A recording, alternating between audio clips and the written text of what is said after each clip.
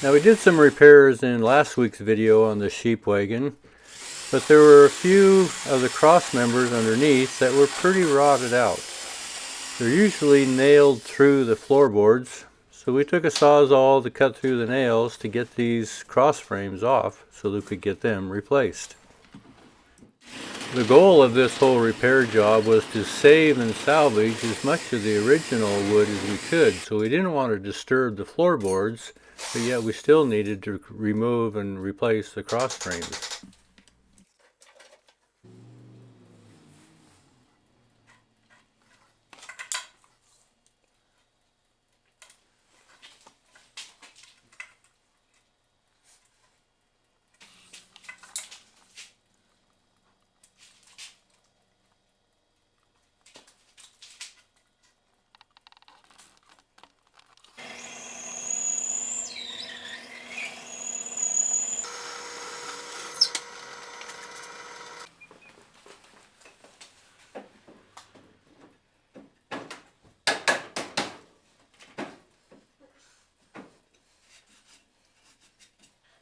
So now we have the cross frames replaced, and we also did some work on the side storage boxes that go under the center of each side.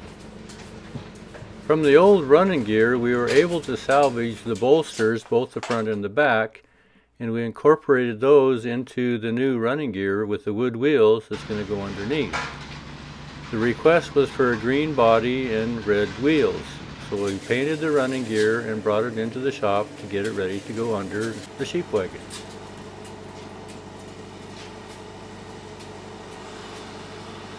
Now it's a common practice today when folks rebuild these gears that they like to paint the iron black. But this was not a common practice in the old days. Instead, a striping brush, or what is called a dagger brush, was commonly used to put a black highlighting stripe on top of each metal piece. So I'm going to take the similar approach on this gear. I'm not going to paint the iron black, but I'm going to highlight them with a stripe. And I'm not going to do a complete stripe pattern on this gear, but I'm going to put enough on to where we have a flavor of what it used to be. And with the goal of this whole wagon to retain its old original style and look, we did a very basic paint job on this, not to make it too contrasting to the original old body.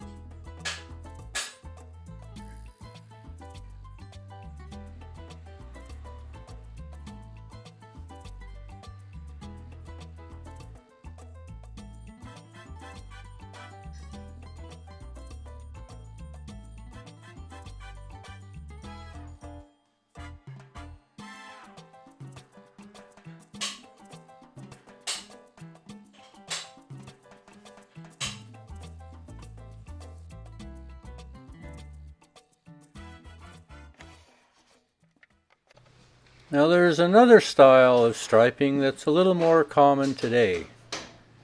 Oftentimes you'll see these used on farm trucks and horse trailers, but it has a certain application in the wagons also. This is called a Bugler Striper. It is also called a striping wheel.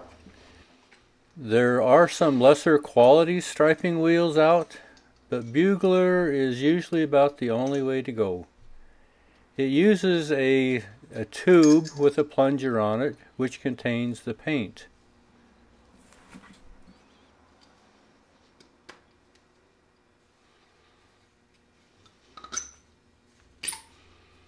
Then there are various sizes of heads with different widths of wheels. These have little teeth on them, which kind of helps it find its traction.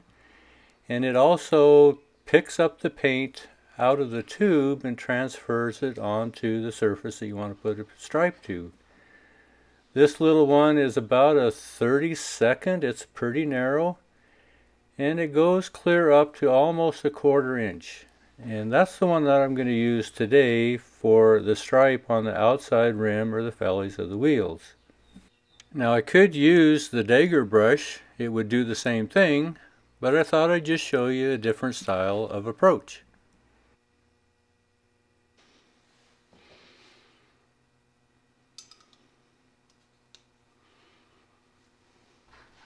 And this Bugler Striper also has an assortment of guides that can be attached to the backside, and these all help in keeping your lines straight.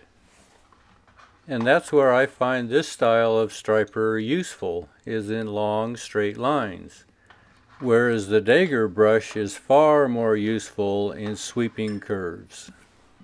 But using them both, or either one, comes down to lots of practice and a steady hand.